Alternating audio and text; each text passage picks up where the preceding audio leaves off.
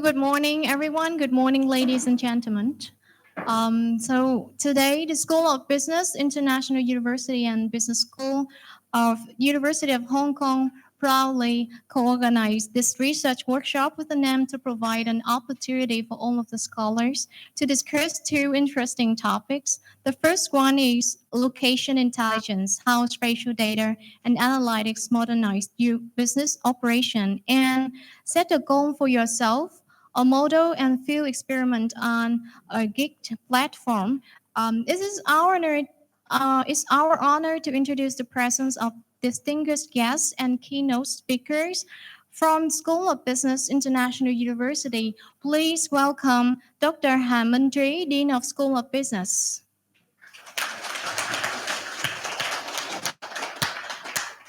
Associate Professor Dr. Mai Ngọc Cương, Vice Dean of the School of Business. From School of Economics, Finance and Accounting, International University, please welcome Dr. Trịnh Quốc Đạt, Dean of the school. And Dr. Lê Văn Trân, Vice Dean of the school. And all of the lecturers from International University. So, from Business School, Hong Kong University, please welcome Dr. Zhixi Wan, Director of Asia Case Research Center, Hong Kong University. And Dr. Xing, Hong Kong University Business School. Professor Lê Vũ Quân, Academic Director from Hong Kong University, Vietnam. And all of the students from IU today who are here with us to listen to the seminar. Thank you so much for your attention.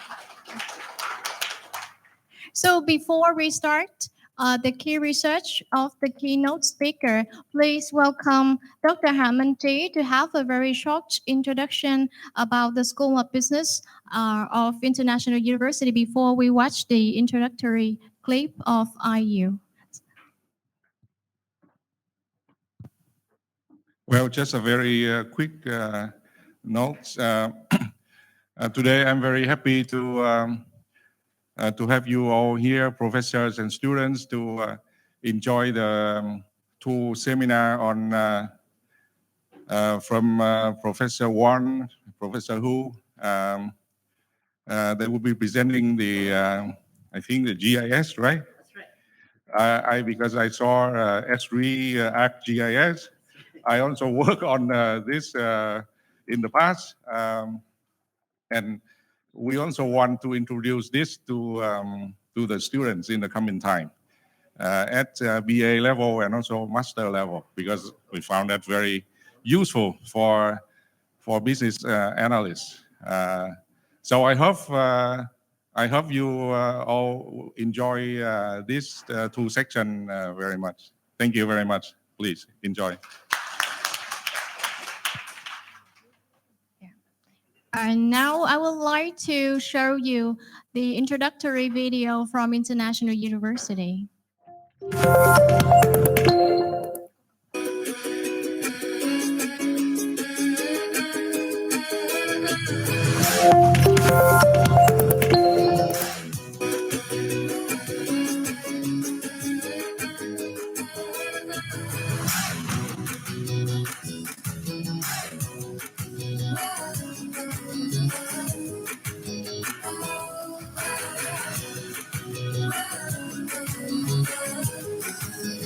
Established on the 5th of December, 2003.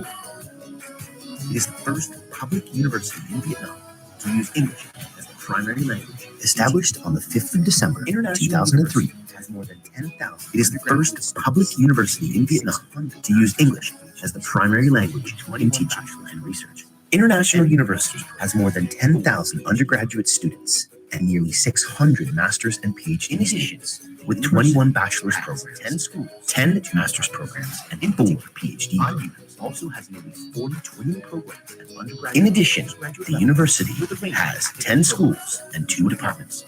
In particular, IU also has nearly 40 twinning programs at undergraduate and postgraduate levels with a range of academic programs and joint models to help students choose the one the most suitable to their needs. Deakin University. The partners associated with the International University are all leading universities in the world, such as the University of New South Wales, Deakin University, Australia, University of Nottingham, the University of the West of England in the UK, Auckland University of Technology, New Zealand, the University of Houston, the State University of New York, Binghamton, USA. The International University is also a high-quality educational institution that is accredited by the Ministry of Education and Training in 2016, MOA 2016. International University is one of the most prestigious public universities in Vietnam, with 13 academic programs meeting the standards of the ASEAN and University Network Quality Assurance, University AUN Spatial, and 2 academic programs meeting the standards of ABET, the Accreditation Board for Engineering Technology. The university owns 2 spacious, modern campuses, one in Tuduc City and the other in Ho Chi Minh City.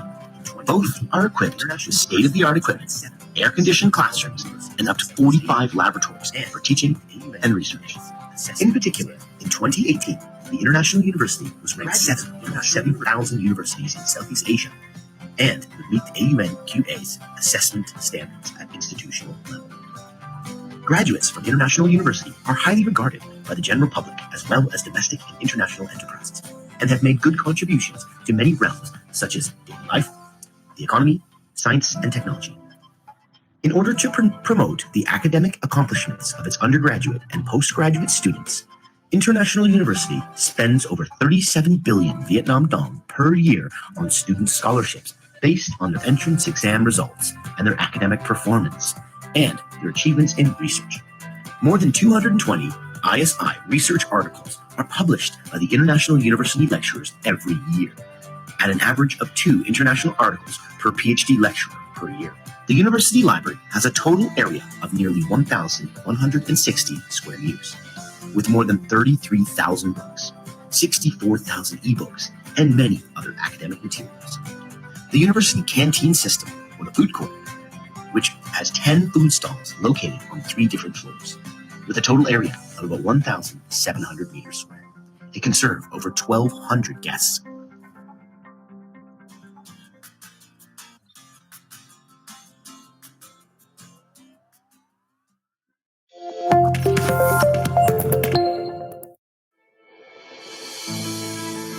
Throughout time, inspiration has been our beacon at HKU Business School. Here, we strive to inspire students with new knowledge and perspectives to empower them to become visionary market leaders in the world of tomorrow. Leveraging HKU's heritage, we have established a robust range of both academic and corporate partnerships in mainland China and around the globe. We take pride in being the youngest and most dynamic faculty, and our well-founded tradition in education has prepared students to navigate the ever-evolving challenges in the business world and contribute to their corresponding fields and industries. Our full spectrum of business education is fully accredited, with a range of highly regarded programs that sit among the top of international rankings.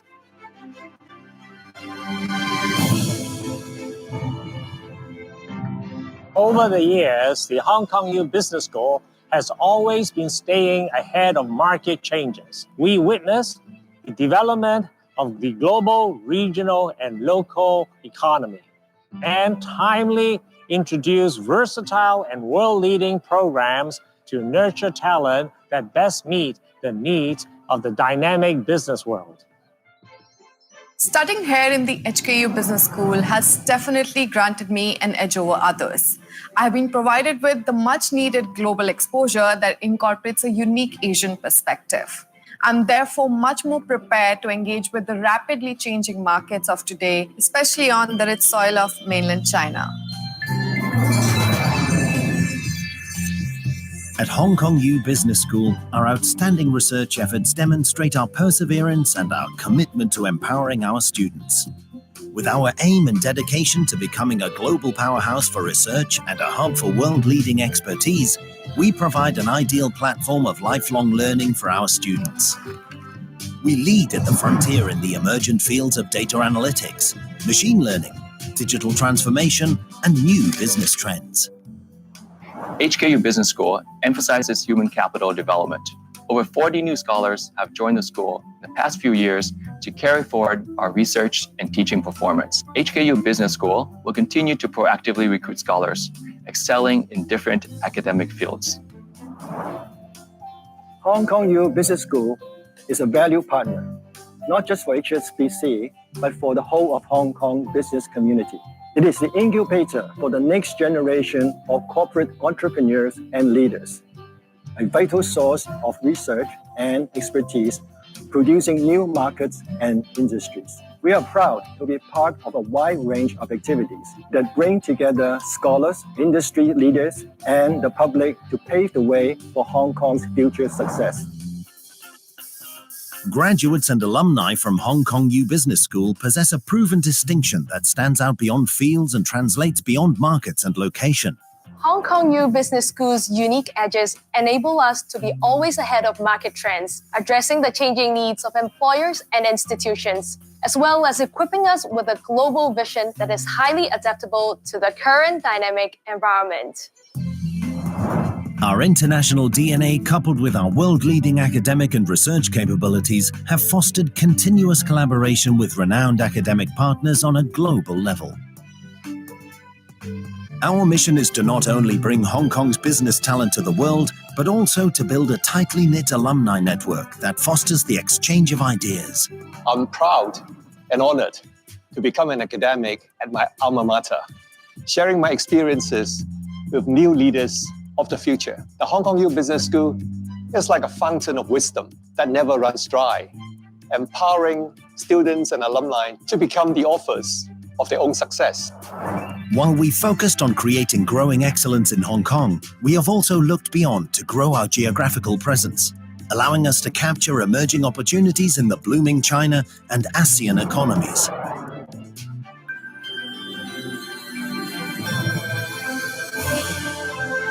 Hong Kong U Business School will continue to inspire new ideas and initiatives, to empower students to excel, to lead in the frontier of knowledge creation. Our mission is to ignite the light of wisdom for future leaders and the world of tomorrow.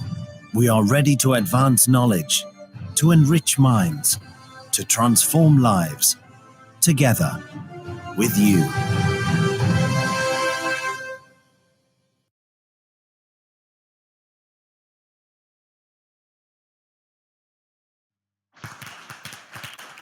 Thank you so much for watching. So now let's move to the extremely important part of this workshop.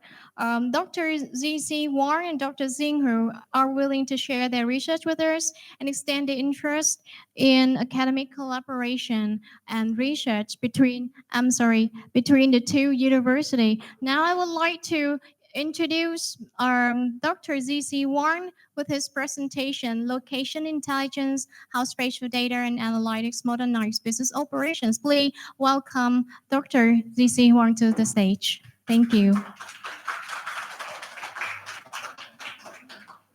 All right, good morning, everyone. It's my great pleasure. I think I can fix it. Don't worry. Yeah. So just give me 1 second. And as our dean just mentioned, it's one of the increasingly important subjects, and I'll include some of my own research experience, and then use this opportunity to present some of the courses we offered at the Hong Kong U Business School. Okay, and as you see here, the main idea is to use spatial data analytics to help business, right? And then I will give you several examples. But before that, I'd like to briefly talk about my own experience. I got my bachelor degree from Tsinghua University in Beijing. So today, I'm so happy to see many of our young students. I remember when I was in undergraduate study, there are representatives from several universities of Hong Kong different universities. They went to Beijing and then to present learning opportunities in Hong Kong. And then more than 20 years after that, I became a professor at the University of Hong Kong. So I think maybe after 20 years, some of you right now sitting here could be our professors at the University of Hong Kong, similar to my own experience. But after my own undergraduate study, I got my doctorate degree from the University of Michigan, specializing in operations and management science. One of the most important research area of mine is about supply chain management. And I think there are quite a lot of very important, opportunities as well as problems to solve, given that Vietnam is increasingly important in the global supply chain and the value chain, right? And I think if we have another chance, I probably talk more about supply chain. Today, our focus is on location intelligence, about the big data analysis. And that part was because of my own experience working full-time in a one of the largest ride-sharing platform in Beijing, in mainland China. It's called Didi Chuxing, right? And I know everyone here using Grab. Grab was, Didi actually is one of the investors of Grab. And then a couple of days ago, I also had some research discussions with big data and the AI algorithm teams of Grab. They are at headquarters in Singapore. But what I'm going to talk about today were quite much inspired by my experience as a economist and then data scientist working in this ride-sharing platform. After I left this company, I found that there are quite a lot of interesting things the companies are doing that are not well or fully taught at business school programs. So in 2019, after I joined a University of Hong Kong Business School, I developed a course, and this course is called Geospatial and the Business Analytics. Basically, we use GIS and then these kind of analytics skills to integrating spatial data with business decision making. And then I'd like to very quickly tell you something about location intelligence, why I think GIS, location data analysis, are getting more and more important in business context. I'd like to start with a very old example, a story. Okay, we are so fortunate that we just survived this big pandemic, COVID-19. But 170 years ago or more than that, there were quite a lot of pandemics in Europe, even in those big cities like London. At that time, because of the Industrial Revolution, many people moved into big cities like London and Paris. And then the hygiene systems, like sewage systems, those were not well developed to catch up the pace of population growth in those major cities. As you see, there is a very famous cartoon called A Call for King Cholera. Okay? Cholera is type of disease. I'm not sure if we heard of that. How many of us have heard of that? Cholera. Okay? Yeah. Yes. Right. I suppose very few people actually suffered this nowadays, right? Because of the improved health system and the way doctor can treat people. But actually, cholera took over these major cities of Europe multiple times in the 19th century. One of the main reasons was that people had a wrong understanding about the cause of this disease. Now, they thought this disease was caused by some bad air, some bad odor. No, they think you got this disease because you smell something, because they thought it's similar to the COVID-19, the disease spreads through the air. But that was totally wrong, right? But people believe in that. Guess what? If they believe that disease was caused by the air, guess what they do? So they put on masks. like what we have doing. But those in those days they don't have this very light mask like what you guys are using, right? They put on this like interesting shape mask, and then put a lot of flowers and whatsoever good odor substances inside, so you don't smell bad odor. You smell very good stuff, so you don't get this disease. This has been long for many years until we have Dr. John Snow. Okay? Dr. John Snow was an English physician. Okay? He was one of the pioneers of anesthesia and then medical hygiene. And then most importantly, he's considered as the father of the modern epidemiology. He developed some scientific ways, data-driven approaches to analyze causes of these epidemics, and then help local governments and then also the medical community to fight back and then to help protect people. And then if you just take a look at the how long he actually lived, so he only he passed away when he was 45 years old. Only 45 years. But when he was in the age of 18, he was the first one kind of realized that, as you see here in the year of 1831, he was in the age of 18 and he was an apprentice of doctor. He was an apprentice and he was sent to treat people with this cholera disease. And he was noticing something, based on his observation that doesn't make sense. He said, I don't think this disease was spread by the air, because based on some observations, you see, several people in the same area. Some of them got the disease, but not others. And all of them are far away from this graveyard and then these very dirty places with bad odor, right? And then he hypothesized that water, contaminated water, was the cause of the disease. But then he was very young.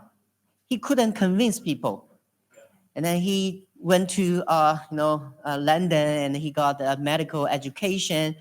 And then in the year of 1848, at that time, he was already a practicing doctor. And then there was an outbreak of cholera in London. And then he got the data for the first time to convince himself and then some other people that contaminated water was the cause of the disease. Now, what he got in terms of data, he got this kind of a quasi experiment. Okay, what do you mean by quasi experiment? Now, he observed there is a street, okay, a street with a slope, and then on both sides of the street there are houses people live in, but because of the slope, there are two wells for water taking. There is no running water in those times, so people get their drinking water from those public water well, right? Water pumps. And then in this side, because the waters move downward from the well along to the other side, and then the upper side is the opposite. All the water coming from uphill back to the drinking water well. And guess what?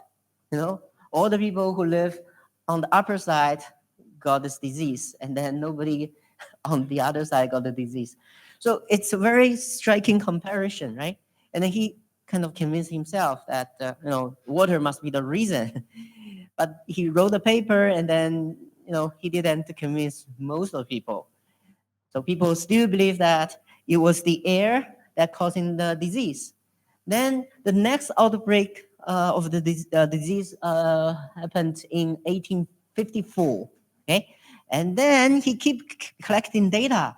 And one of the interesting things he observed is by studying the patients, and then trying to get some correlation between those patients, houses, and from which water company they are using for their drinking water.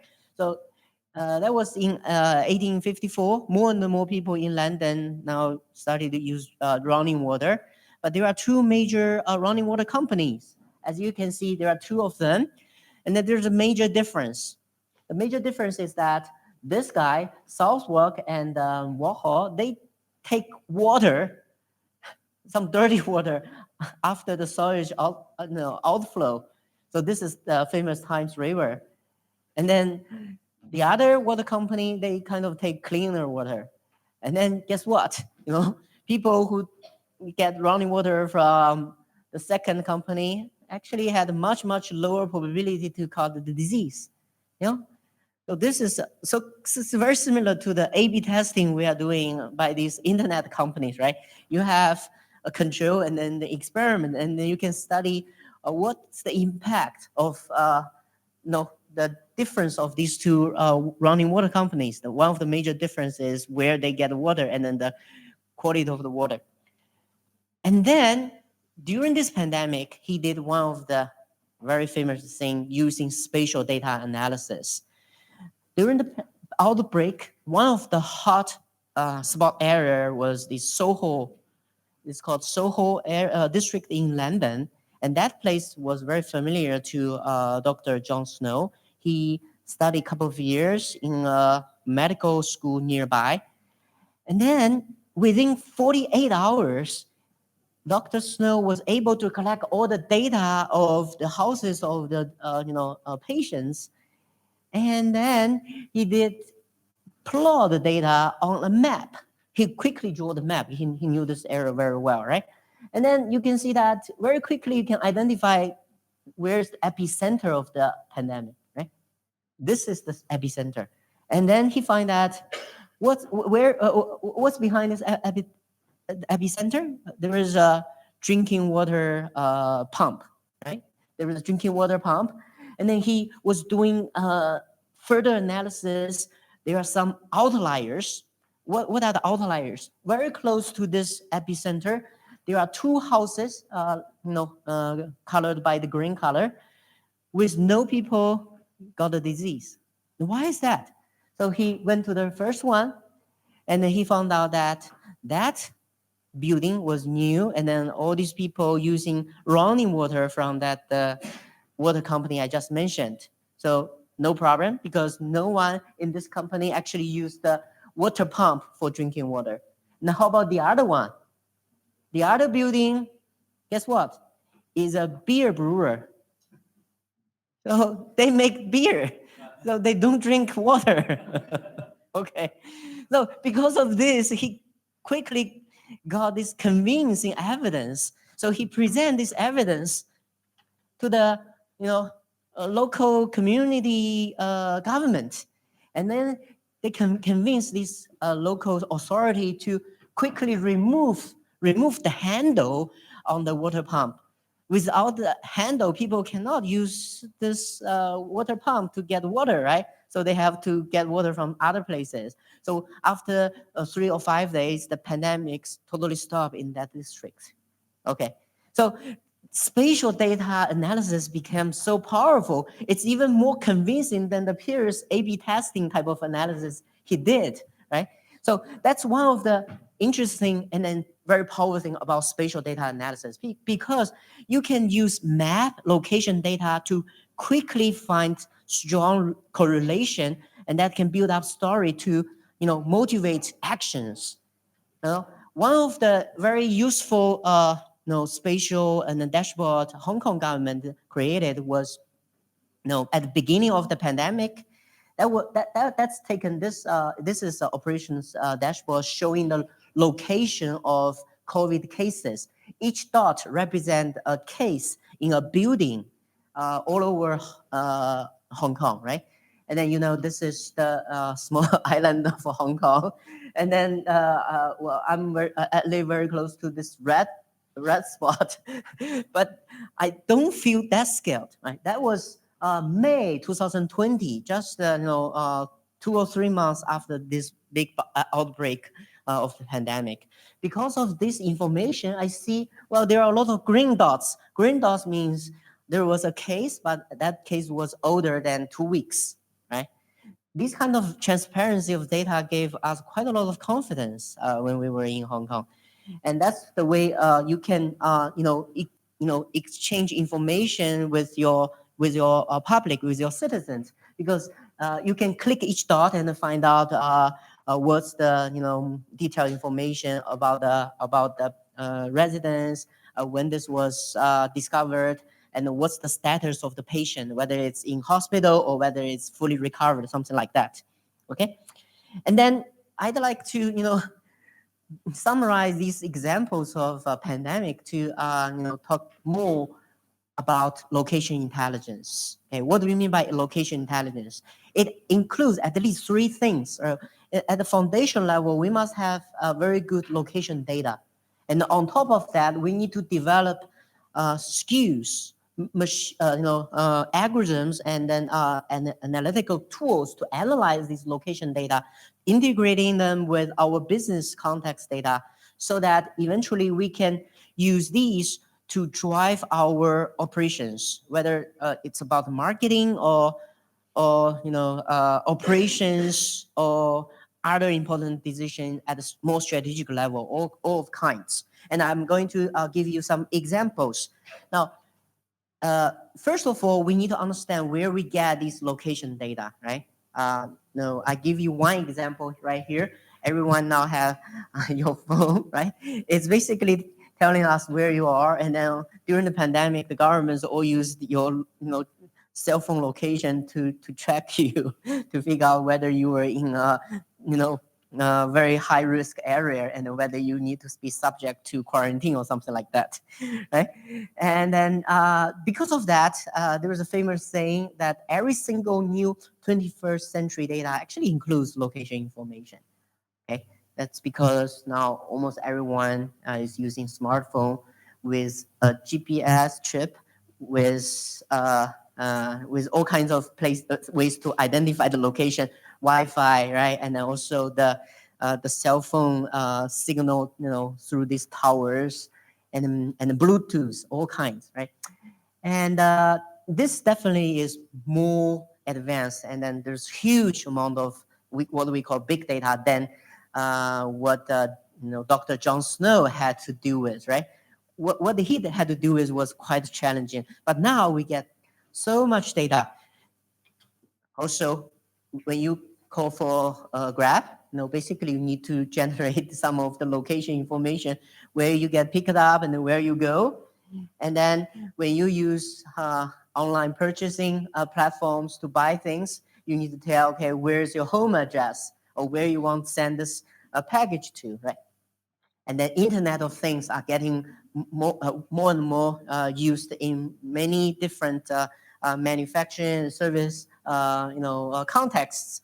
And then all the new generation of cars are thought to be smart, which means that each car will generate all kinds of location information in real time that can identify the condition, location, and also in terms of communication. Okay, and then here is one of my third example.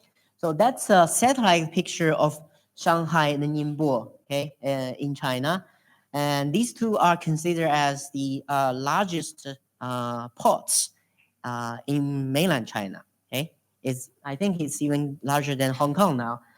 And then this picture showed these dots are the location of these cargo ships.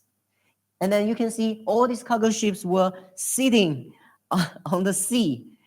Why was that? That was because actually this was last year in 2021. The first lockdown took place in Shanghai region, because the government totally locked down the entire area. No one could work at the ports. So all these cargo ships had to wait for weeks on the sea, right? But guess what? On daily basis, all these logistic companies, right, they use these satellite information to track the location of their cargo ships. And they can integrate these location information to all kinds of information systems that can help companies like Walmart, like Costco, to have a better understanding of their logistic so-called logistic visibility, so they can better plan all kinds of operations. So satellite information are used very widely in business contexts. Of course, they are very widely used in military context. But let's try to understand how these can be turned to business, better business decision making. So just now, our dean said there is a GIS, right? GIS is short for Geographic Information System. It basically has a multi-layer structure to manage the information of all kinds. You have all kinds of information, this basic information about roads, about traffic, about buildings, but also you can have all the business information into that. Okay, I'll show you one example of Starbucks later.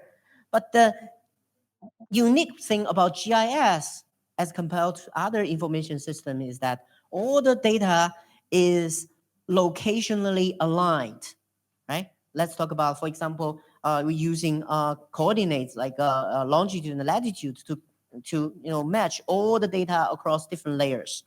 And then companies can just include their business related information to GIS so they can make better decisions about where to invest. For example, where do we open a new store? Where we set up a new industrial park for certain types of business, right? How to optimize the logistics so that we can be more efficient, and then we can use less fuel, right? To have a better environment impact, these kind of things, right? And then one example I had in the classroom was this video. It's a video on YouTube. You can watch that, but it's kind of long. It's about 17 minutes. So I'm not. I see in my agenda it's only 50 minutes. So I don't have time to play it. I will send this link to our colleagues. So if you have time, if you are interested, you can watch after my talk. But there are a couple of examples they mentioned in this video. One example is that they use GIS to help the store owners. This is a map of Nanning in Guangxi, right? Guangxi is a southern province in China.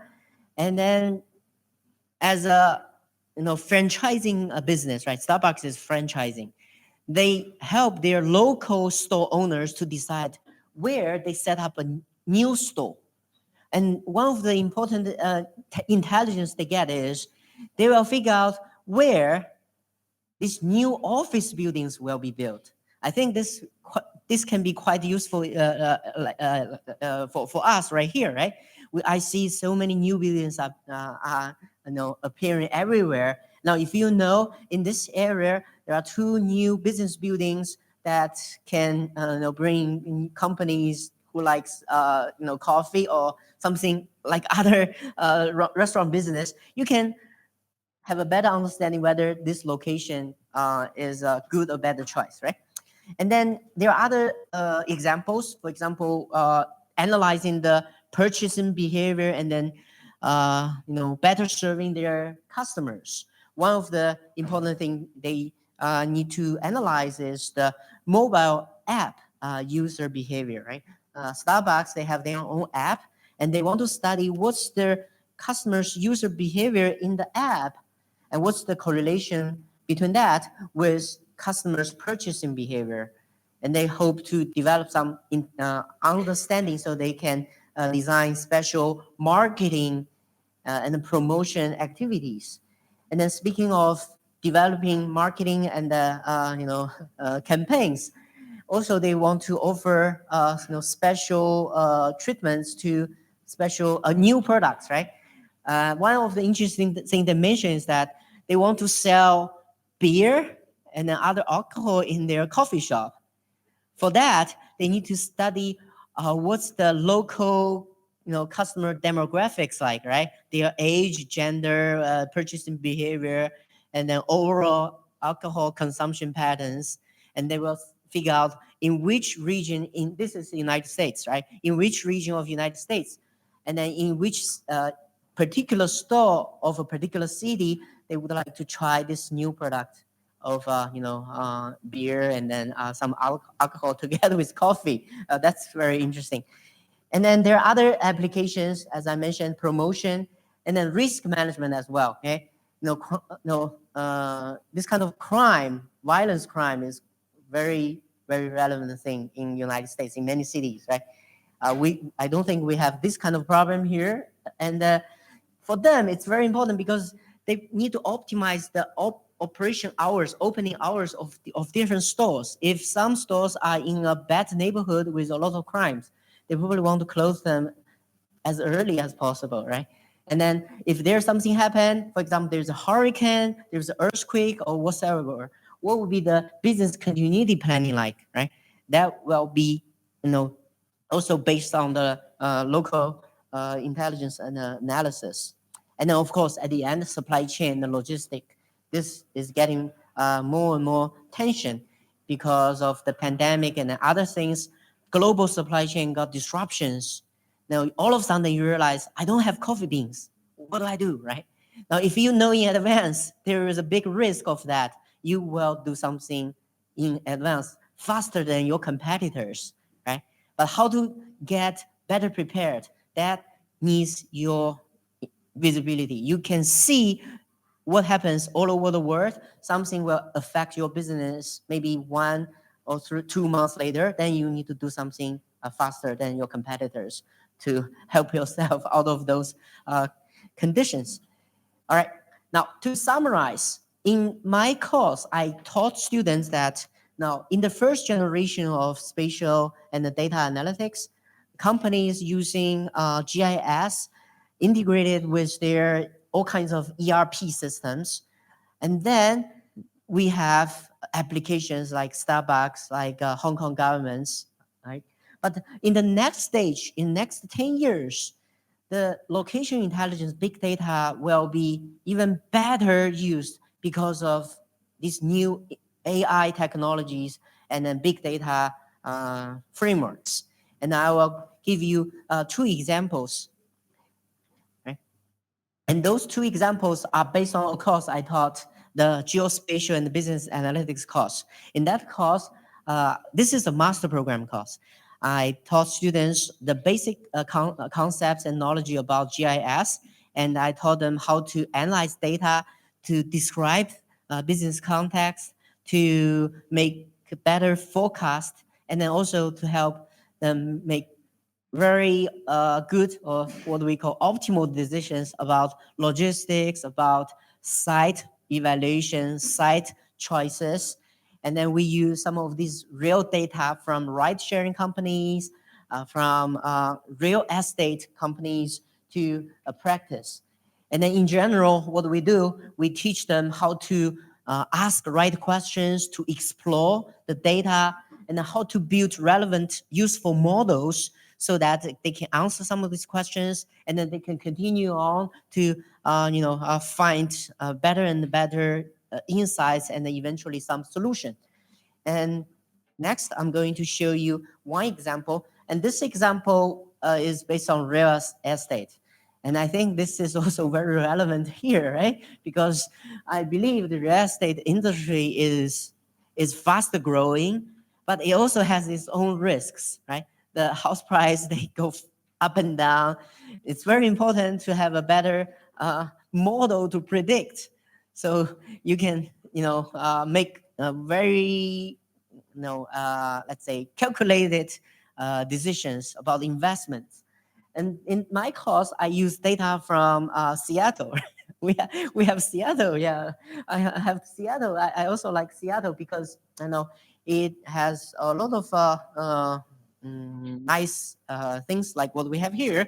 You have industry, you have many good universities, and then you also have investors, investors from all over the world who want to buy houses in this very beautiful city. And they have seas and also rivers. Now, what we have in class is that I give students the opportunity to develop models. So some of these models I have here, okay. So what we did was using a platform. It's a cloud-based analytical platform offered by this company. And then in class, we learn how to write these Python codes. Now, using these Python codes, as you can see, to have a very standard procedure of data cleaning and data visualization, getting insights to the data, and then we create regression models, and then we will compare some of these standard regression models with spatially designed regression models to see how spatial data and an analysis can help us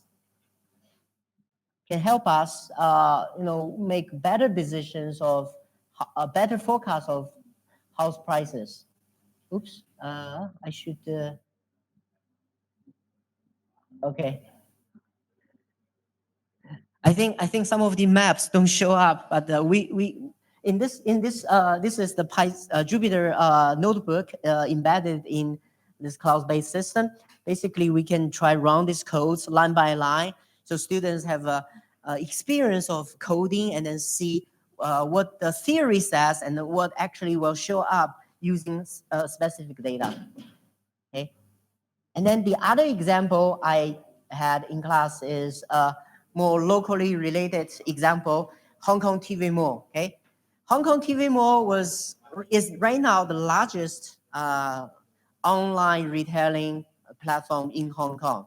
Okay, it actually had a very interesting growth pattern. Before the COVID-19 pandemic, it was growing, but the pace was not that satisfactory. And then there was COVID-19. And most of these, Hong Kong local households, they had this very big concern of buying things from local stores. So more and more people start online purchasing. They buy all kinds of things from Hong Kong TV Mall. And the Hong Kong TV Mall grew very fast. As a result of that, their warehouses and then their trucks were not sufficient, right? Because there are so many orders, new orders. And then they need to decide where they want to set up their new warehouses and how to build multiple layers of delivery systems so they can catch up the fast growing demand. And then in the class, I basically use this company as an example. We basically create this, let's say,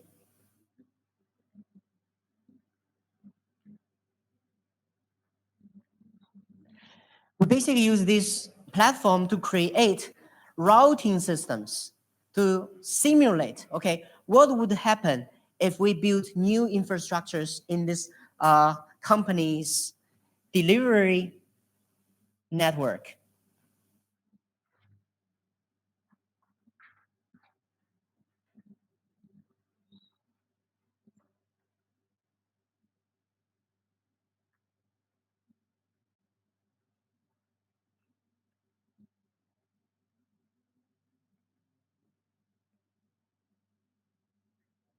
So you see, we have the map of Hong Kong, and then we map the location of the company's warehouses, and then we develop approximation of the location of customers, and then these local online to offline stores. And then students can learn to use this solver offered by these companies, and then they understand why routing these trucks can help save a lot of money and then improving the operational efficiency. Okay, this is just a very short 1 or 2 minutes summary of the things we had learned in the class. Okay, and then besides teaching these skills about data, about AI, also we want students to understand that location data has a very high risk in terms of user privacy issues. And then one of the example was about the Google. Just a few weeks ago, Google had to pay a huge fine, so almost 400 million US dollars to about, I think, 20 states in the US because of violation of user privacy. Because Google promised in their statement that we will not share, will not analyze your location data, but they actually didn't do what they promised. Okay, so because of that, they got a huge fine. And then one of the main reasons is location data is very sensitive, right? Location data, as I said, is almost everywhere in all kinds of contexts. And then you can keep in mind, right? Because everyone is physical. No, you cannot be at multiple places at the same time, right? As long as I know where you are, your own personal safety is in a kind of a question mark, right? So to protect user privacy is a very important thing for location data management. And then in our course, we teach students both technical approaches to deal with privacy protection using different types of algorithms to kind of hide the actual location to introduce some disturbance. But also, they need to know one of the most important kind of regulation or laws about user privacy, and that is GDPR, carried out and enforced by the European Union, right? And then we taught 7 general principles to protect user privacy, what companies should do, what they shouldn't do, in terms of, for example, data minimization. That's one of the very important principles, which means that when you collect data, all kinds of user privacy data, you only collect as little as necessary, right? You don't want to, collect all kinds of things and then only use a small amount of that, right? You identify what do you need and then only collect a minimum amount. That will minimize your risk. The more you collect, the higher cost and higher risk you are exposing yourself to the potential damage as a result of these regulations. Okay, and then we went through some of these life cycle of location data collection, analysis, and then also marketplace activities to educate our students about particular strategies and then protocols. Okay, so to quickly summarize, in today's quick presentation, I used one of my Hong Kong U courses to showcase how we identify important topics from the new trends in the industry and then convert them to courses, to learning opportunities, and at the same time taking advantage of these new technologies about the big data, machine learning, and AI. At the same time, we educate our students how to really respect and follow the regulations and the laws so that you have a sustainable business model in the long run. Okay, that concludes my presentation, and I'm not sure if I have any opportunity to answer questions. I hope I can answer some questions. Yeah. It's so interesting. I wonder what classes do you teach and what school is the course in that you can apply this kind of data well? I see. So thank you very much for this question. So the context of this course was in our Master of Science program. We have many Master of Science programs. One of them is called Business Analytics. And then there are other Master of Science programs, for example, Master of Science of Finance, General Management, Marketing Analytics, and then FinTech and accounting, right? You can think about all kinds of business disciplines. They have their own master programs. Our Master of Science program in Business Analytics have, in recent years, every year 360 new students, and most of them can finish get their degree within 1 year. and they got jobs. A lot of these jobs in mainland China, IT companies, internet companies, but also other industry as well. Yeah. And then I taught this course. It's called the Geospatial and the Business Analytics. It's one of the elective courses. And right now I have 56 students. Oh, no. 65 students. It's an elective because there are other electives about machine learning, about big data, cloud computing, and others. So I'm kind of competing for students with my my colleagues by offering these courses. So, at master level, any undergraduate level? Oh, in the undergraduate level courses, we have the basics about business analytics. Students can use different types of programming environments. Some are introductory courses using Excel, and then some others use Python. And then I'm not sure, maybe some of our colleagues also use R to teach these basic statistic applications, and then regression models, and then some of the time series forecasting models as well. Yeah.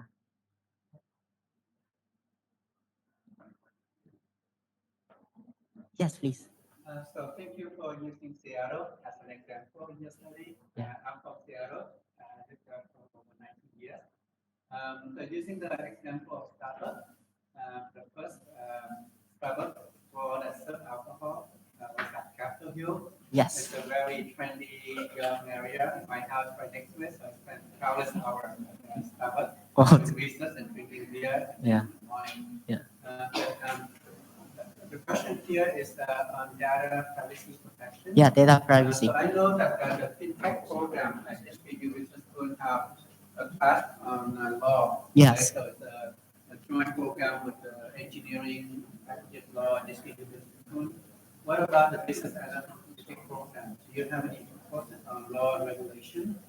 So we don't have course fully dedicated about laws and regulation.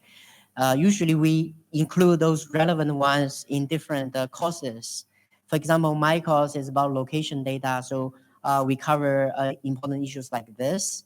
And then some others may deal with AI, and then there are some ethical issues about AI, right? And we have these elective courses offered to students across different master programs about business laws. And that's not required. So I don't think most of these MSBA students are taking a course fully dedicated about regulation of laws. Yeah, they have some general knowledge about that, but what we do is to include relevant issues like laws and also ESGs, environmental issues, social issues, governance issues are also getting more and more important in the education, and we also include ESG issues like gender, like worker protection, local community, these kind of important items. Yeah. So when we launched at my former university in Seattle, when we launched the Master of Business Analytics and also later the undergrad program, we did a survey with the local companies, Yes. Microsoft, Expedia, and Amazon, and they all asked us to offer a class on law. On law, right? Yeah. So in our program we don't have that, but I believe that's very important. For MBAs or general management, they will definitely have these courses as one of their probably at least 11 course, and some of them may have a required course on that. Because after the past 3 years with COVID and a lot of e-commerce activity, we saw a lot of lawsuits. That's right. A lot of lawsuits. Yes. Yes, please, Ting. You use ArcGIS? That's right, ArcGIS. That's right. Basically that is a very good one, but that's commercial. That's commercial, yes. What do you recommend for the freeware? For freeware, sure. So just in case you guys want to know more background about this question, from a very important question from our dean. So in my demo and also in my course, I use a commercial software platform called ArcGIS.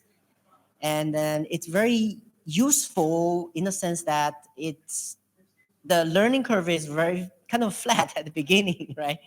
And the students can quickly get into the most important concepts, and they can do maps and visualization. And then definitely there's a problem. It's a commercial software. In other words, if you want to scale up your application, the cost can be a quite big issue. So to solve that kind of problem, in my course design, I teach students to use Python to write codes that integrate with maps. So that will allow them to, just take advantage of ArcGIS Python API, which is free. Okay, but definitely there are some very advanced functionalities. Even through Python, it's not free. But using Python as the way to help them to develop independence.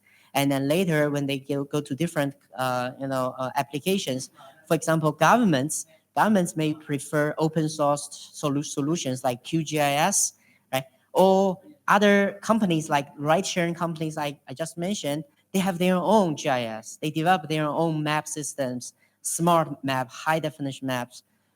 In those cases, Java coding or I think Python is sufficient. So that's the way we do in my course. Yeah, but that's definitely a very relevant issue. Thank you.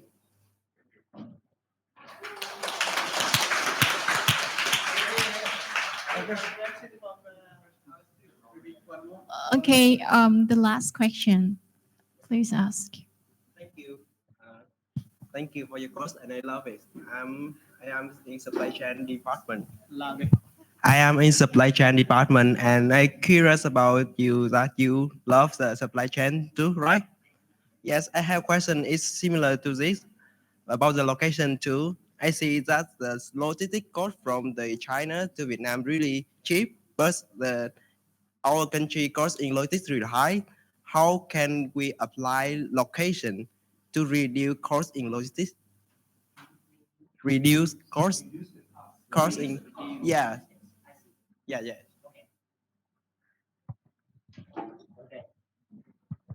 And then what's your name? My name is Lau. Lau? No. Okay, thank you for this question. The question is how to use some of these technologies to reduce cost of logistics because of the increasing importance of Vietnam in the global supply chain network. I have to say that the answer to this question may be a couple of PhD dissertation. Okay, right? And then usually we will focus on some specifics, right? Step by step, because there is no simple answer to that. Now, I wish I can know more about the local logistics network and then supply chain. That's probably why I come here to take advantage of our Vietnam center. We have a Vietnam center in the center of the city. Now, in general, we need to understand the cost structure, right? When we talk about reducing the cost, we need to understand the cost structure. Usually includes like upfront investment, the basics about the logistics, in terms of moving things. But the others are more important to inventory-related costs. Okay, inventory costs usually can take up a huge part in terms of raw material, work in process, and finished goods. And then to be cost efficient, traditionally the way is called by lean principles, just in time and lean principles. Try to use as a low inventory and move them as fast as possible, right? But then because of the pandemic, people rethink these old beliefs because of these increasing risks, right? But I look back in the the research stream of the last couple of decades. I think information would be the solution to all kinds of situations. If you have better information, have better visibility to all kinds of stages of logistics and then supply chain production, movement and then others, you can have better understanding where you have the highest gain to reduce the cost. That's why I hope that information infrastructure, data analysis will be one of the most important areas to grow in both education and in business sectors. And I wish we can see more and more, companies like Google and then Microsoft and others set up their offices in the scientific park nearby, and that I wish our students can also take advantage of those opportunities, right? And that's a kind of a short answer to this very big question. Okay.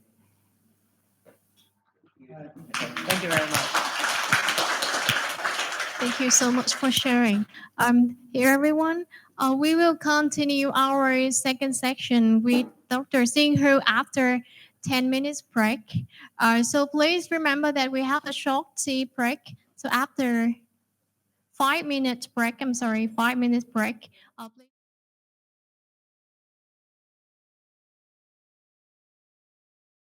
Okay, so I'm glad everyone's having lunch and get air con and in a very relaxed environment.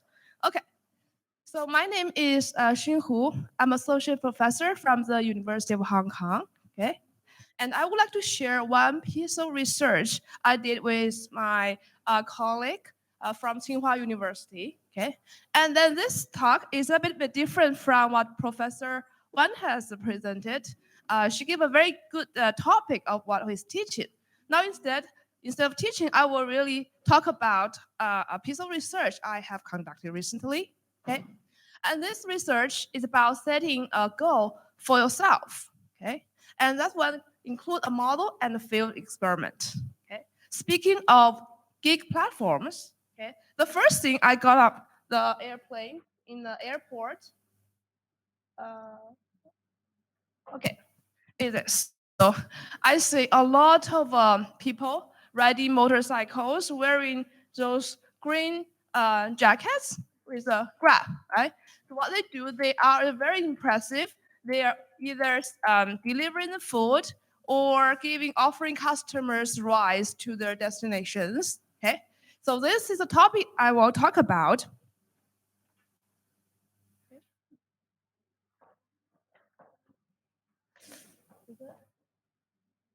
Okay. So maybe I think most of us have used the service from those platforms, okay, by delivering food or traveling to places. And it has been estimated that about a significant amount, about 20 to 30% of the workforce, even a couple years ago, are working in those called on-demand economy in the US and EU. And because of COVID-19, and there will be a big increase of demand for the online delivery services for online goods. Okay, as we have already seen, right? I'm sure you have used service of Grab, GoFood, or B, right? Okay. So, as quoted by Forbes, what we're experiencing today is a major shift from the traditional way of work to those on-demand type of work. Okay. And what is special about gig platforms is that they have millions of registered workers, but those workers, they're not really employees of those companies. Okay. Okay. So those gig workers are nevertheless, they are not employees, so they are actually self-scheduled, right? Self-scheduled means they can decide when to work and how many hours to work and how much effort to make in the work, right? So this is very flexible, but it creates a big challenge for those online platform companies, right? Of course, they wanted to manage them well, and then they want them to work for longer hours and finish more orders and generate higher revenue. But how can they do that? They cannot kind of force them or kind of write on the contract how many orders they have to finish, right? So basically, this is a big challenge. Okay. And in general, what they do is they provide monetary incentives to those gig workers, okay?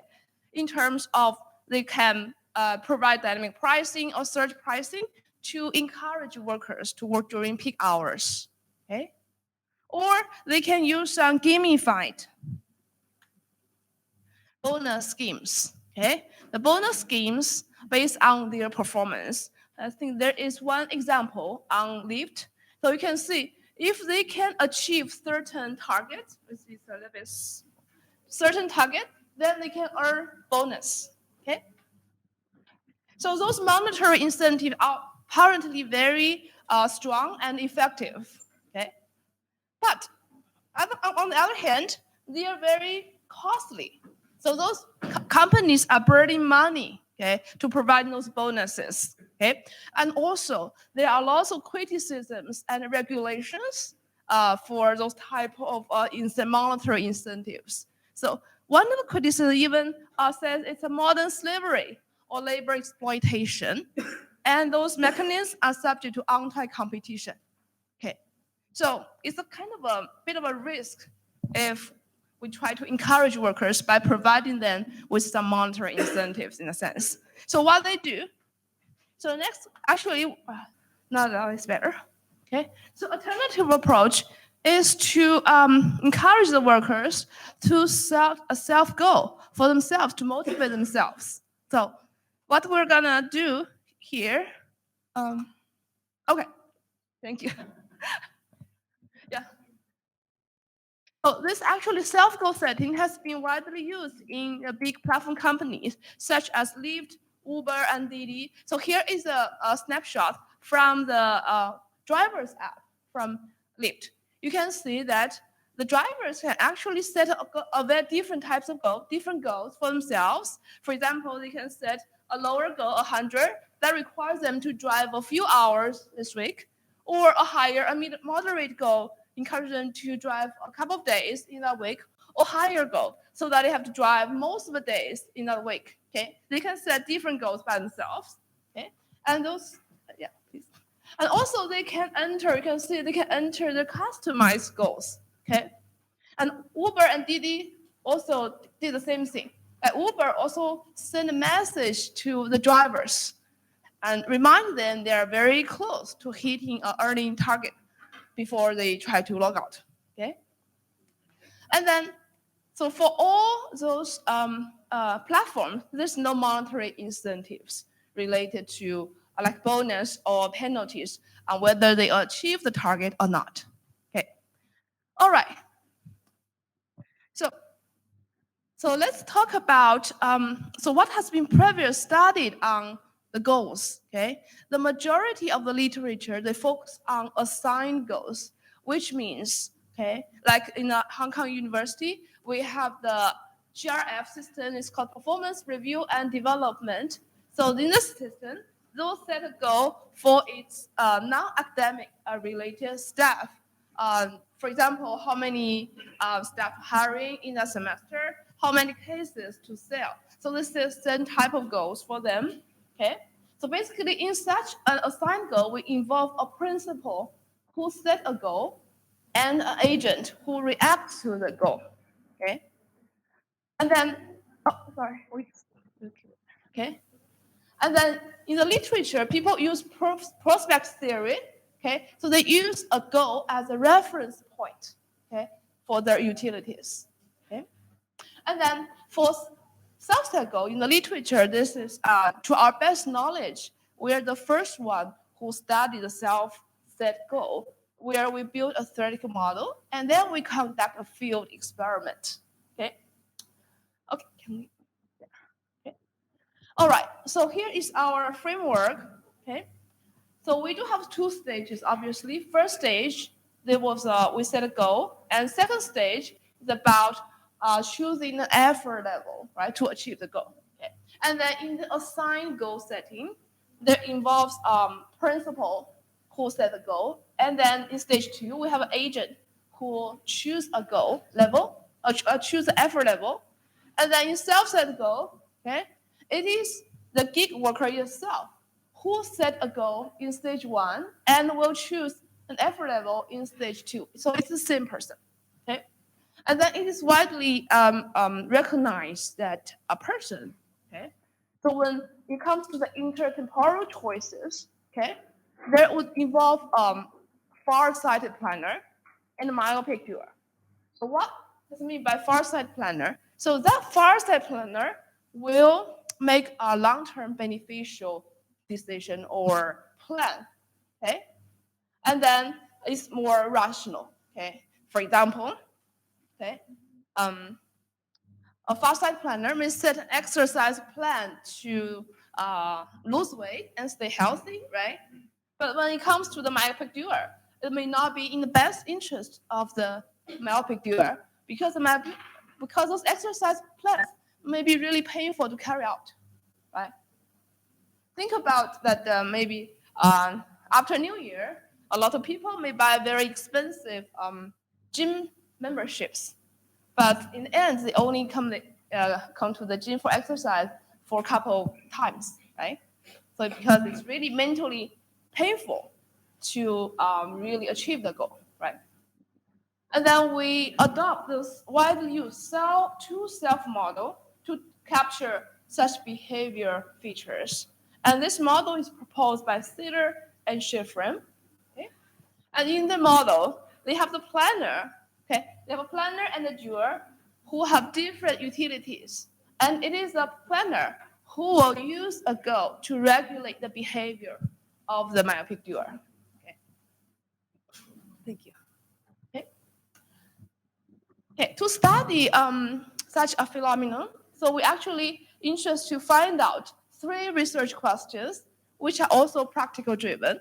Question 1: to what extent? So whether the self goal can really motivate those workers to work harder and achieve higher performance. And this is also interest to the 2 platforms we're working with. Okay. Question 2. Okay. And those companies are also interested to know whether it makes a difference to set different types of goals. Okay. Typically, we have an order quantity goal, or we can set a revenue goal. Okay. They want to know which goal may be more effective. Okay. And the last question is they want to identify certain groups of people who are more motivated by the self-goal than others, okay, which is also for target marketing. Okay, so here is an outline of the research. Okay, so in the first part, we have a two-self model with self-control cost, where we want to find out theoretically whether a person would set a higher or very challenging goal or very trivial goal, and then whether the goal can help motivate people. Okay. And second part, we'll conduct a field experiment on one of the largest food delivery companies in Asian country in China. Okay. So we will talk about some modeling involving some mathematics, but I'll try to make them as short as possible, and I'll provide more intuitive or explanations. Okay. So here in the base model, let's just assume we do not make any goals yet. So in the base model, we have a far-sighted planner. We call it self-1, whose objective is to maximize its net monetary utility.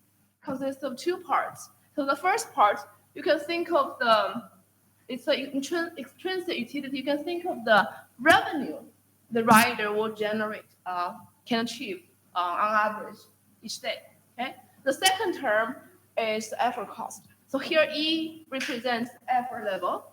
So we can see the performance, the intrinsic utility is a function of the effort, and the cost is also C of E is also a function of the cost. Okay. Okay. So can we? All right. Okay. And then the problem here is the far-sighted planner, he cannot choose effort level. It is the doer called self-2 that chooses the effort level to maximize its own utility, which is described here, okay? Where they also maximize intrinsic utility minus some cost. So here we have additional term delta, right? Here delta is used to describe the intrinsic cost of self-control, right? As I mentioned, the myopic doer would incur additional mental cost, right? Think about the exercise plan, right? So this delta, if delta is higher, that means the individual has a very high self-control cost, or therefore he's pretty weak in self-control. Okay, and then, so yeah, can we go back to the previous slide? Yeah, here. No, previous slide. Okay, yeah, here. So you can see the far side planner and the doer have different utilities, right? Where the doer has higher cost. Okay.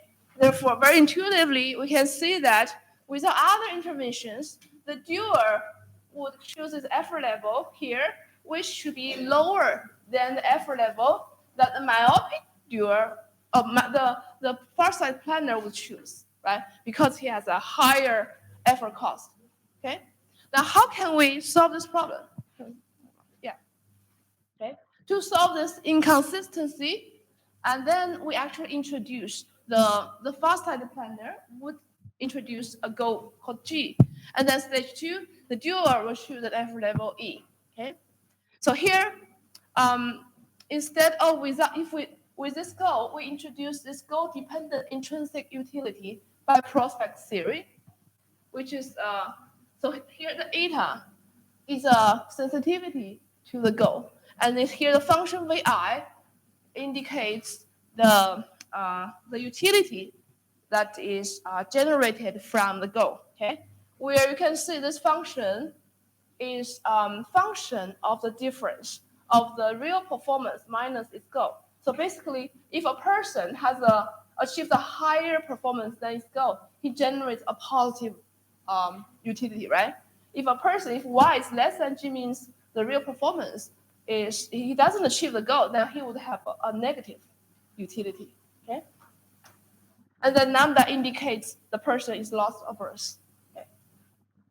Okay, let's go. All right. So with that model, we basically solve the problem in the backward way. We solve the map of doer's problem, and then we find out that there are 3 cases. Okay, depending on the parameter, depending on how sensitive a person is to his goal. Basically, a person can set a very, very trivial goal, which is the first case. In the second case, it's a moderate goal, and then in the third case, it's a very high goal, almost impossible to achieve. Okay, but in all of the 3 cases, the takeaway is the self-setting will induce higher effort in all of the 3 cases than without a goal. So which means the self-set goal indeed can motivate the workers to work harder. Okay. Okay, and also you can see from the 3 cases, the optimal goal level varies. Okay, so that is really because the individual may have different sensitivity to the goals and different self-control cost. Okay. All right, and then we also find out that the individual would choose equal optimal effort under optimal order quantity or optimal revenue goal. So no matter what types of goal they set, they will achieve the same. They actually will achieve the same effort. Will choose the same effort. Okay. But what is different about the 2 types of goals is we find out the optimal goal attainment rate. So attainment rate means the probability that goal can be achieved is different. Okay, in either types of goals, it can be higher or lower. Okay, this is our second result. Okay, can we move on? All right. Okay, so that is some brief summary about what we have found from our theoretical model. Now, second part is a field experiment. Okay, conducted on a leading food delivery platform in order to test our hypothesis and theoretical result. Okay. Okay. So here in this leading food delivery platform, we can, so here on the left-hand side, we have a snapshot of the driver's app, where you can see the driver actually receives orders from the platform. Okay. Once they open the orders, you can see that each of the orders, which should be within 3 to 5 kilometers. Okay, the travel distance is about 3 to 5 kilometers in order to keep the food fresh and waiting time short. Okay, and then the revenue generated by delivery order depends on travel distance, the type of restaurants, and whether it's a peak hour. For example, they have a higher fees for lunch during lunch hours or dinner hours. Okay, and once the driver logs on to the app, the driver seldom rejects the orders, because if they reject the orders from the platform very often, then their priority in the order assignment system will be downgraded. Okay, so they seldom do that. Okay, and then also on the app, the drivers can see how many orders or how many revenues they have generated so far. Okay. Okay. Okay. And then let's talk about the experiment procedure. Okay, and that experiment is conducted in one of the largest cities in the country. Okay, and then the experiment lasted 5 weekdays last year in January. This is the time, and then to do the experiment, we randomly selected 30,000 riders, and then also randomly divide them into 3 equally sized groups. Okay. Okay.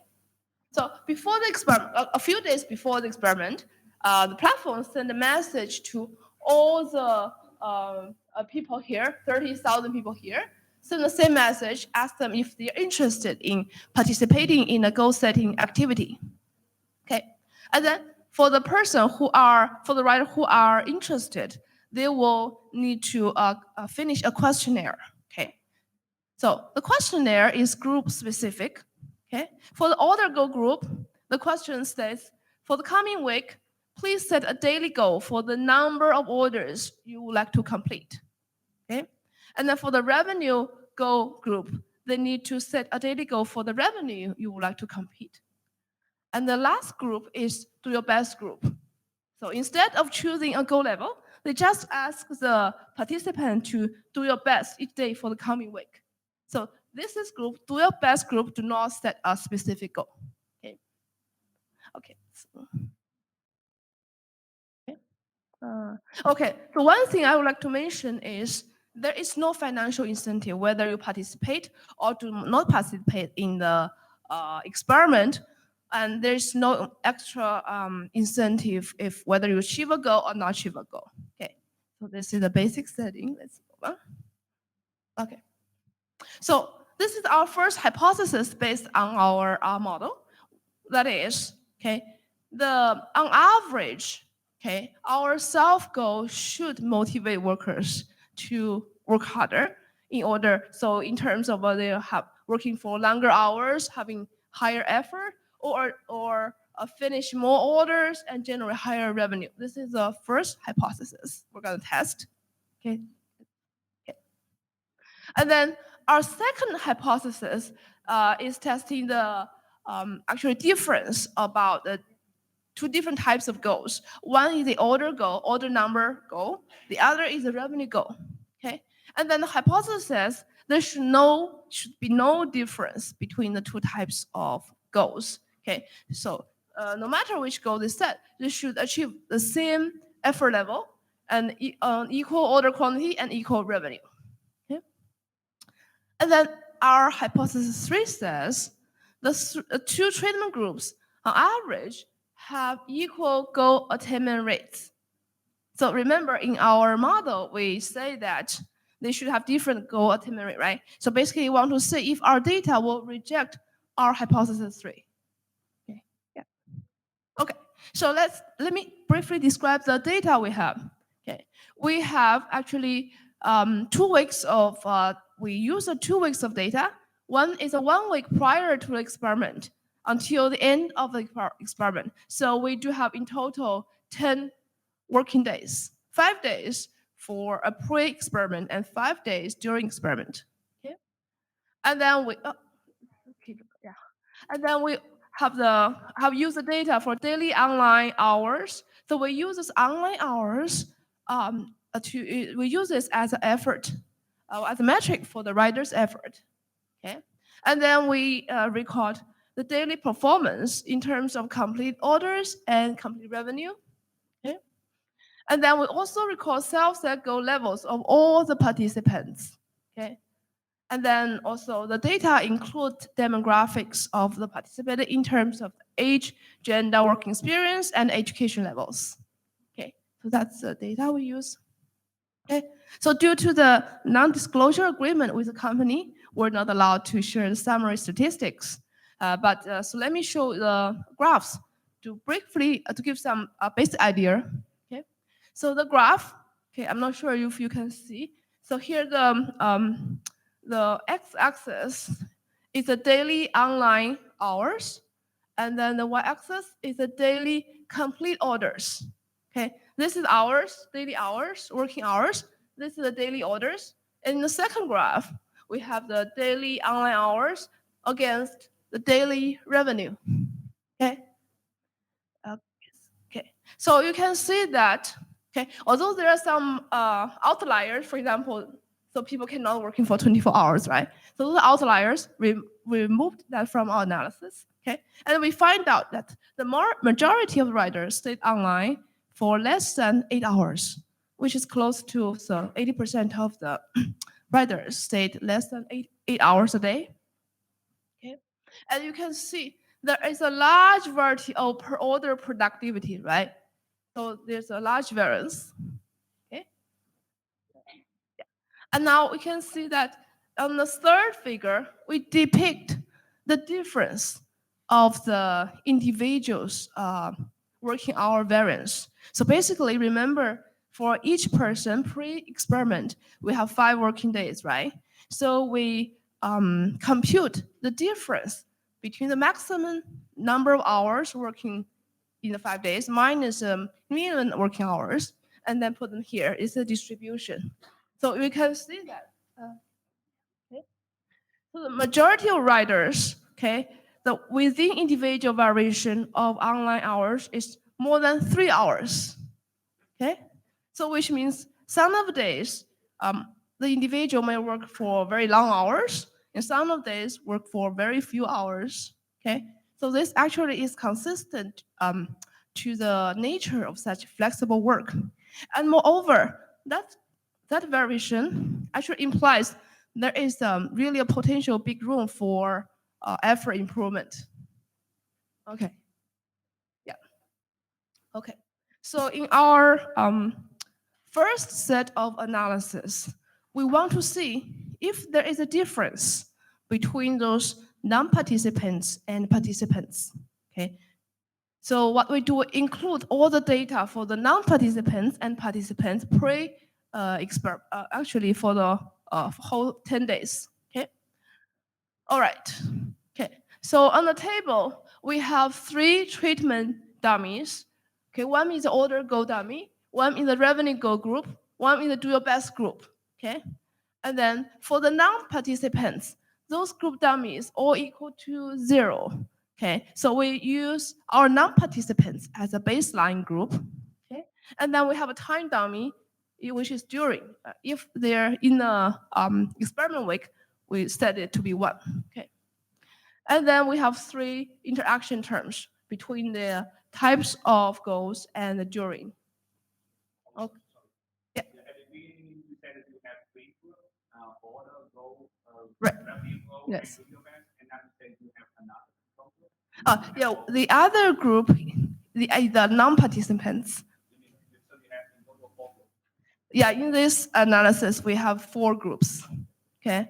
So remember, before the experiment, we sent a message to 30,000 riders and asked them whether they're interested in participating in the experiment. So those who did not reply, so we treat them as a non-participants. Okay. And then the 3 groups are participants. Okay.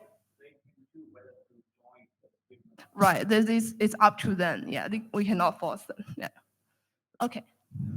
Now, so here in the first analysis, we want to see if there any difference between those participants and non-participants. Okay, and then we can see that you can see, or maybe it might be a bit small.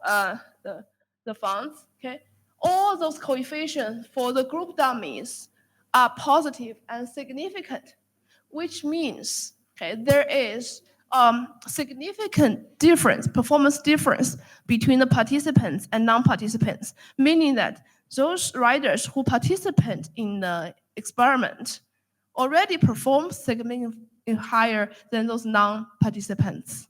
Okay. So there is called the participant selection effect is significant. Second line. Okay. All right. Thank you. And then all the riders. So also there's one line we say that the time dummy during, right? And this are all significant negative, which indicates all the riders, no matter they participant or not participant, they perform significantly worse during the experiment. Okay, so this is the meaning of that. And continue. Okay. All right. Okay. So this is something. So in the second series of analysis, we want to see what would be the average treatment effect for the self-set goal. Okay. So what we do is we remove all the non-participants. So the data we use for this analysis are all the participants, including order goal group, revenue group, and then do your best group. Okay, here we use the do your best group as baseline, as a control group. Okay, so here we have two group dummies. Okay, and others at the same time dummy, and then we have two interaction dummies. Okay. So you can see that we have those two interaction dummies would give us our difference in difference estimates. So those numbers are actually not significant. Okay, what does it mean? It's not significant. Okay, which means in general, our self-setting goal may not, so the self-motivation effect is not very significant, or the treatment effect for self-set goal is not very significant in general. Okay. So this might, because most of people are not very sensitive to the goals, or they have very low self-control costs. So there's little room for improvement. Okay. So we have to reject hypothesis 1 for the general population. Okay. But we might be interested to know if there is a certain group of riders who are more likely to be motivated by self-goal. Okay, so we conduct next analysis in which we want to do some heterogeneity analysis on subgroups of riders depending on the demographic features in terms of the, remember we have gender, age, education levels, and what else? Working experience, okay?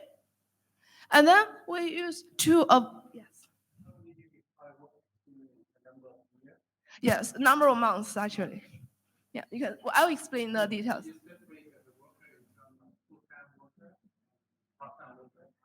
Yeah, kind of. So we use how many months they have been working for the platform. They're all part-time, yeah. Yeah. Gig work, they actually, they're not really contracted workers. So they can choose when to work and how many hours to work. Yeah. That's right. Some people that buy a new car or try Uber just to get rid of them, but they have other jobs and they right. pay for the gasoline. Part-time worker might have lower. Yeah, so here we only focus on, because here on this platform, most workers are part-time. Yeah, okay, great.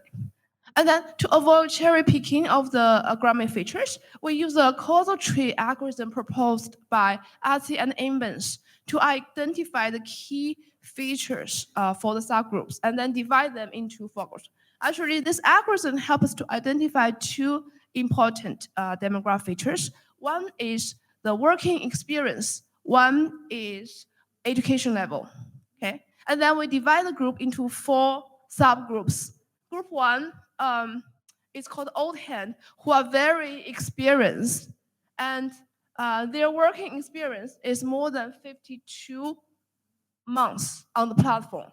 Okay, and then group 2 are the low educated group, okay, where they do not receive high school education or above, so their education is below high school. Okay, and then group 3 are the inexperienced group, where their average, their working time is less than 8 weeks. Okay, and the last group is called experienced and high educated group, where in this group all the riders have high school education or above, and then they work in more than 8 weeks, 8 months, and less than 52 months. Okay, so we have divided the total population into the 4 groups based on the tree, causal tree algorithm. Okay, you can move on. Yeah. Total number of participants. Non-participants. So I think that's I do not recall it. It was a while ago, but it's about 10,000. I would say out of 30,000.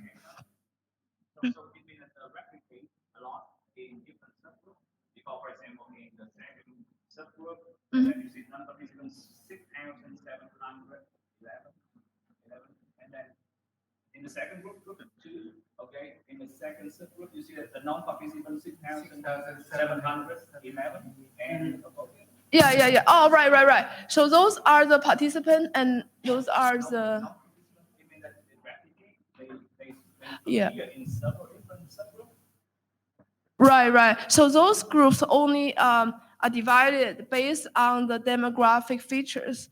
So they can be applied to participants and non-participants. But my question is the total number of non-participants, 8,000. So how can, okay, the number of non-participants in this subgroup so high? Actually, it's a non-participant may show up in different subgroups. Yes, they show up, but they do not respond. So which means in the experiment, most of the riders do not respond to the message, They either ignore the message or they did not see the message. So and it's a general case in field experiment. Okay. Only a very small portion of people would like to participate in the experiment. Yeah. Okay. Yeah, that's okay. So what we do is we conduct analysis on each of the 4 groups we have divided, the 4 subgroups we have divided. Group 1 is the old hand, group 2 lower educated, 3 is inexperienced, group 4 experienced and high educated. Okay. Now we can so we can actually identify group 4, which is experienced and high educated. Okay.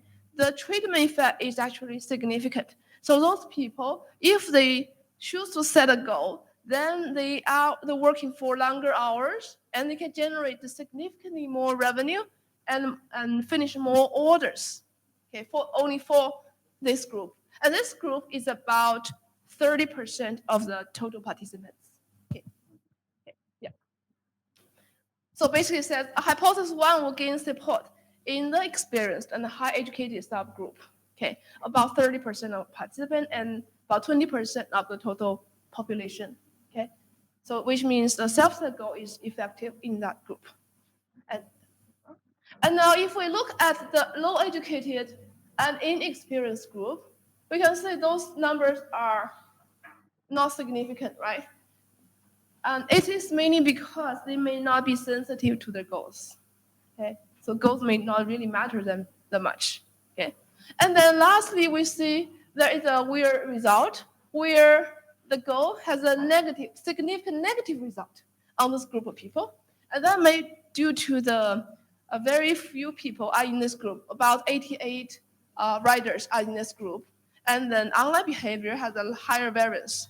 So we kind of think about that may due to because of not enough samples for that group. And then in terms of the difference of whether it is the order goal or revenue goal, we cannot reject our hypothesis too.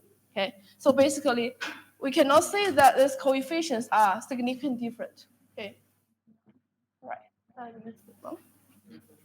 Okay, and lastly, to test our hypothesis 3 about goal attainment rates. Okay, so basically, we are comparing the goal attainment rates between all the groups and overall. So first, let's look at overall. Okay, for overall, we find out that the goal attainment rate for order goal is about 30%. So 30% of them can achieve the order goal, and then only 20% of them can achieve the revenue goal.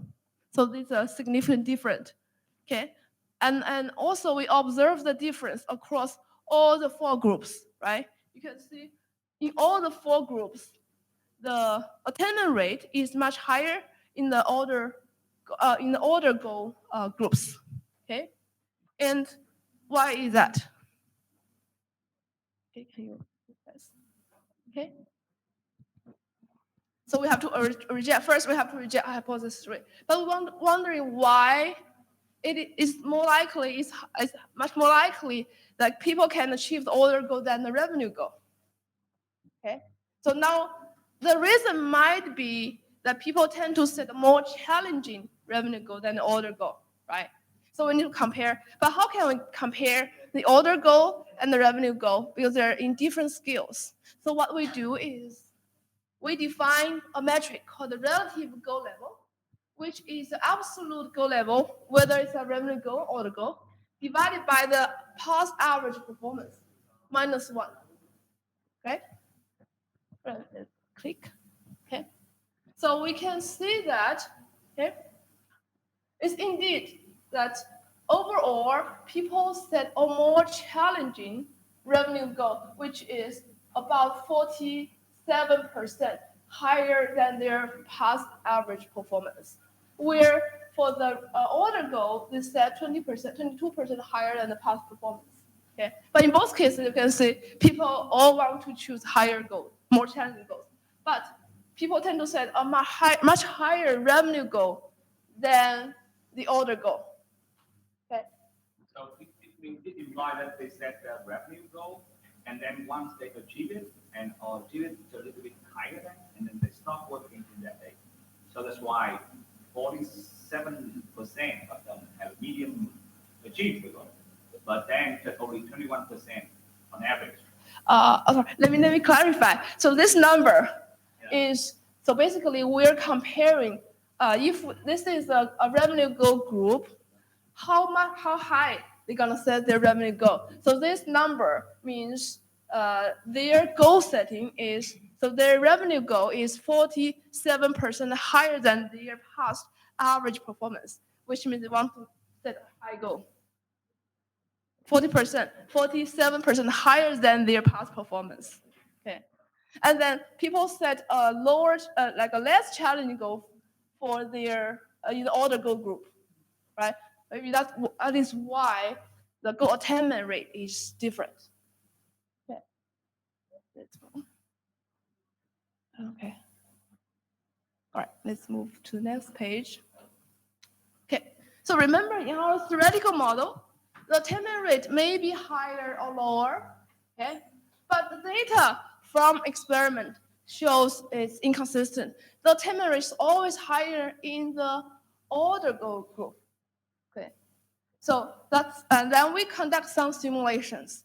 We want to simulate, okay? So based on data, we simulate the process of riders completing orders and earning revenue based on their performance before the experiment. And then based on our simulation, we find out the order goal attainment rate and the revenue goal attainment rate should be very close in our experiment. So why in experiment they have such a big gap? Okay. Then we find out, okay, and actually we find out the reason is So why the simulation study, they have to be very close? It's because the variance of revenue per order is very small. So which means you can think of the revenue they generate per order is almost like a constant. Let's say $10 per order. So in that sense, revenue goal and order goal should have the same effect, right? Because they're almost the same, except for a constant coefficient. Okay, and then so basically there's something our model cannot explain. Okay, so that what so let's turn. Okay, then a possible behavior explanation is the riders overestimate average revenue per order. Okay, it might be the case when the riders are asked to set a revenue goal. The revenue goal are kind of represent earnings, right? They definitely want to have higher earnings, so they set a very high revenue goal. When they're asked to set an order goal, then the order goal kind of reminds them of the cost of the effort. So they're kind of more hesitated to set a more higher order goal. This is one explanation, behavioral explanation. The other explanation is maybe the riders are not very happy with the revenue per order, and they hope for higher revenue per order. Okay. So there are some behavioral features behind. All right, okay, so to summarize, we studied the self-set goal of gig workers, and then we built a theoretical framework with a two-self model to capture the inconsistency in the far-sighted planner and the myopic doer. Okay?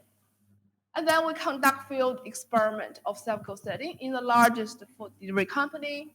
And then we have some managerial insight. So basically, it says the average treatment effect of self-goal is not very significant on the overall population, but we're able to identify certain groups of workers that are high educated and experienced.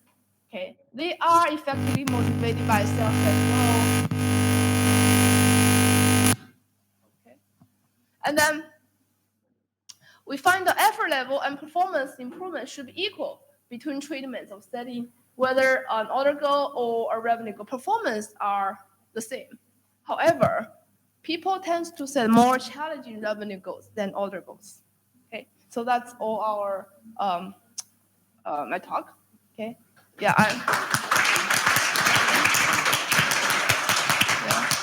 So, wonder if there could be any questions. Feel free to raise your hand.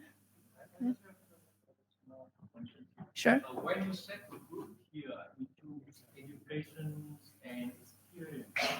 So I just wonder because they are normally so often education level is pretty low. Because I'm saying because a lot of students they still do.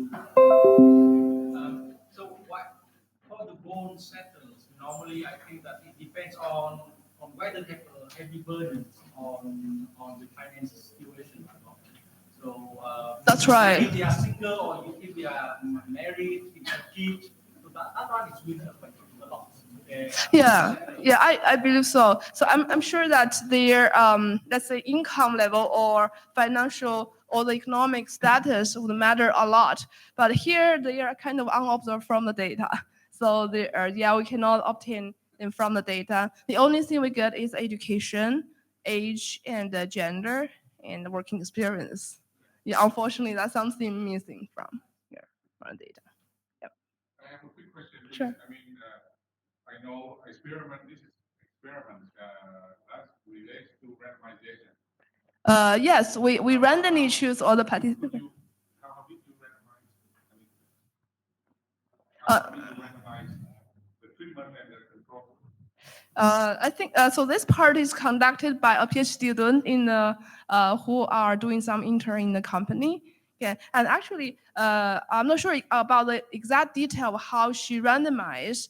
But one thing is we did some tests of whether they're really randomized, and the test result shows positive. Yeah, they are. Yeah. Because that relates to like thousands of. That's right. Yes, it's a very important part of doing the experiment. Yeah, and actually, so in HKU, we do have offer some master courses on A/B testing of how to design those experiments and how do we really check if the experiments are are really the samples are randomly chosen. Yeah, thank you. Sure. Go to the utility function. Can we move back? Maybe the first piece, right? With mathematics. Is this 10? Is it number 10? Is this one or next one? Why you are doing the first assumption here, theta t, so it means that it is linear, but actually it may be quadratic. Yeah, it might be. Yeah. It might be. Okay, so this. Theta t, you see that here? Yeah, so this means that you can think of this as the money they generate, the revenue they generate each day based on the effort and based on the type of the workers. Yeah, this is the. When you have more effort, you have more money, but then your utility will not increase. Okay. Yeah, that's true. It may increase. Okay, at a decreasing rate. That's right. You're right. So you see why you don't use the quadratic form? This is more like a mathematical simplification for analysis. Yeah, thank you. All right, thank you. All right, thank you.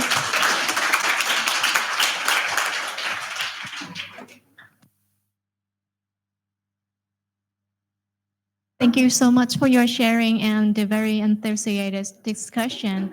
And we would like to close the workshop section. And if you have any other questions, please feel free to ask afterward. And for those who are watching us on the live stream of the University of Hong Kong in Vietnam, thank you so much for your joining. We hope you have a great time exploring this topic. And please follow IU and also Hong Kong University for our next event, and see you soon.